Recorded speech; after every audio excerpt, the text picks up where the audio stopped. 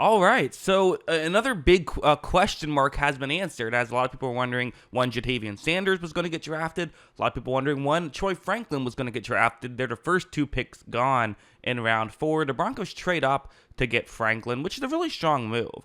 There were some people that even had Franklin as high as I saw in fringe first round. He was projected to go 42nd, so he was supposed to be a high second rounder, and yet him falling all the way here is a real, pleasant surprise for Denver, who said, let's just go up and get him at a receiver who played with Bo Nix in college. So that's kind of an interesting factor. Get that, chemistry. Hey, that helps. That's a nice little bonus. Although I think even without that, they'd still maybe want to make this move. Listen, Broncos receiving core isn't ideal. It just isn't. They have a lot of guys I like, but it's like, who is your star? Courtland Sutton has at times looked like a number one, but at times he hasn't. Tim Patrick is really good when healthy, but he struggled to stay healthy, of course. And then there's a bunch of like Marvin Mims, Lil Jordan Humphrey, Josh Reynolds, guys who I think, again, are contributors, but adding another guy in the room, I think, is a good. They certainly have the depth there. I think adding a guy who maybe has more of a ceiling is a smart move by Denver. And I think Franklin's just a really good prospect. And kind of, even if you didn't need a receiver, it would still probably be a good move. Let's talk about what I like about Franklin and why I think that he's, an undervalued, a guy who should have been drafted earlier in this draft. Let's just get into it.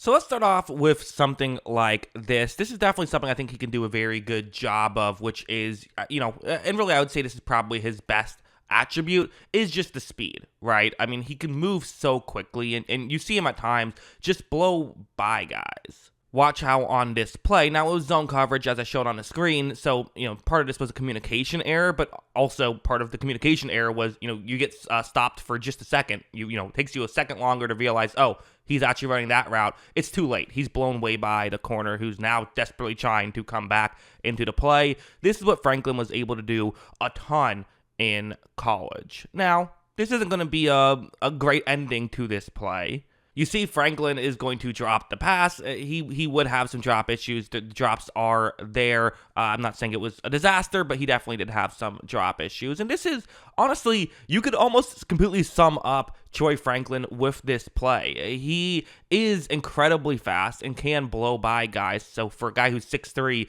that's really exciting. The fact that his go routes basically always won is very exciting, but also because they basically always won in college, it's most of what he ran. Like, he didn't get a chance to do like a whole route tree, and that's the weird thing about a college prospect, right? Is that, their job when they're there is to help their team win football games. It's not to put on a show for NFL teams, but because of that, maybe there's other players who we've seen have more complete route trees, which, could mean two things. Either one, maybe he's not that good at other stuff and he won't be a great wide receiver, or two, maybe he still is really good at other stuff, just never got to show it off and could be a steal. So it can go both ways. But going over here, having that kind of explosiveness, obviously, it leads to other stuff. Something like this, it's a 4th down and 3, so key play here as Oregon's trying to get back in it, down 11 points.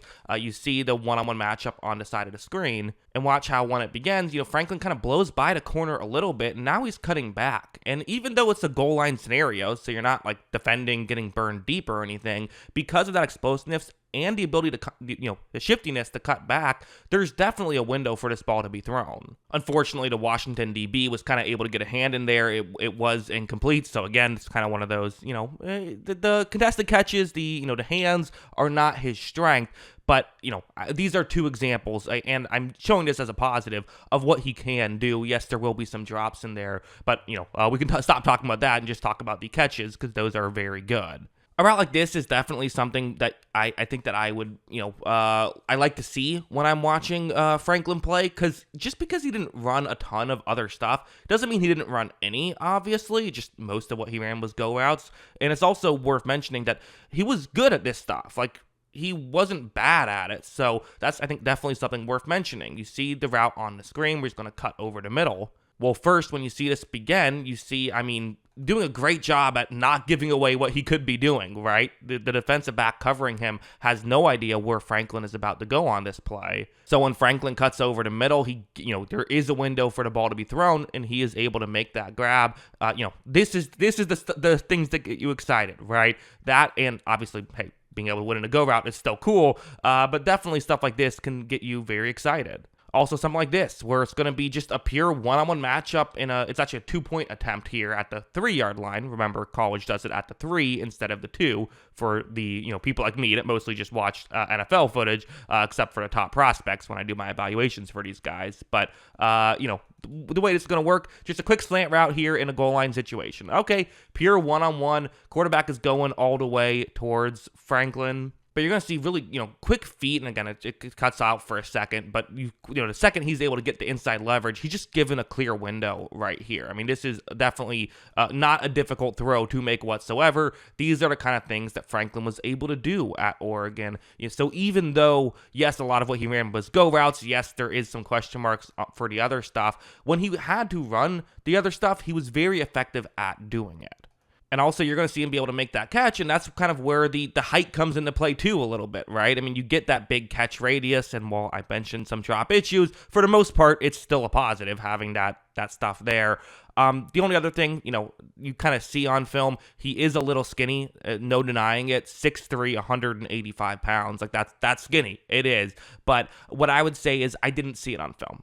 You wouldn't have known he was that skinny if you weren't looking. If there was a CGI'd version of film and he looked buffer, you still would be watching it and you wouldn't be like, oh, wow, he plays like a skinny guy out there. You wouldn't notice the difference is what I would say. Like we've seen guys like Devonta Smith make it work. I think that he will also, I don't see that being a concern. I really don't. Maybe it would be. There is always that X factor because maybe once you get to the NFL level, things change, but I wouldn't think so. I think that, as a whole, seems like a good prospect, someone who definitely has pretty high potential. I do think there's a bit of a projection for someone like Troy Franklin, and so that's always the dilemma of how high do you draft that player. Some people will say, get him in the first round. He's a great player. Some people will say, no, don't, because he's not as, polished. But certainly the ceiling is high first round talent, even if the floor is a bit lower than that. So, those are my thoughts. What are yours? Let me know in the comments below.